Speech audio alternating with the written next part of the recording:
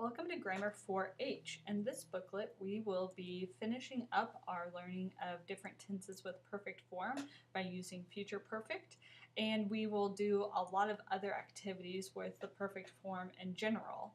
Outside of that, we have some new sentence diagramming with interjections, but really the core of this booklet is going to be the perfect form. So let's jump right into that perfect form. Like I said, we're using future perfect for about half this book, as well as the perfect form in the other half. So let's remember that the perfect form is used to clarify the order of past events. For future perfect, we are essentially indicating with the verb that the action will be completed within a future time or event, or before a future time and event. So once again, we use to have as our helping verb, so we use the simple future tense. And then we have the perfect form of the main verb. So let's look at what we have. We once again have slightly different patterns or rules with this booklet as we have with the past two. So we provide in the explanation page some examples of verbs that will change completely between the past tense and the perfect form, but we will also have some irregular verbs that are the exact same in past tense as they are in perfect form. So let's look at some examples. Our first one is to be. In past tense, to be is was, and the perfect form, it's been. So Ursula will have been a teacher for 5 years next week. So as you can see, there's really no correlation between the past tense and the perfect form.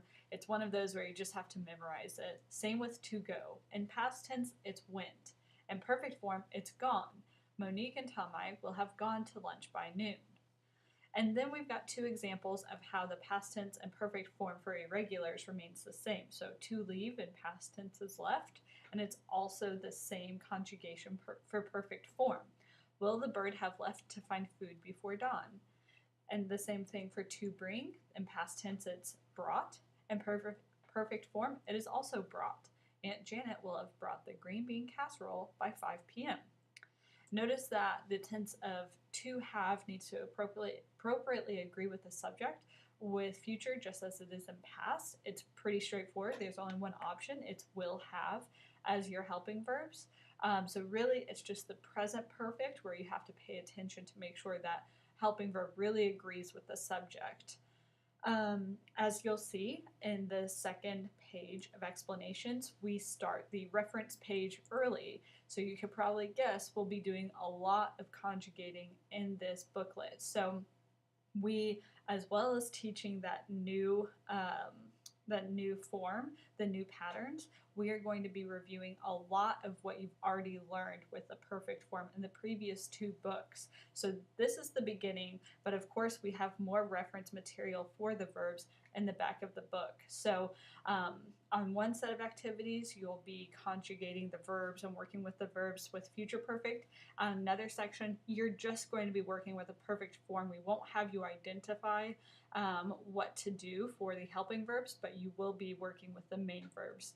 So just make sure that you're using all of these resources. Of course, you can always use the dictionary, but all of the verbs that will be used in this booklet will be here on these reference pages.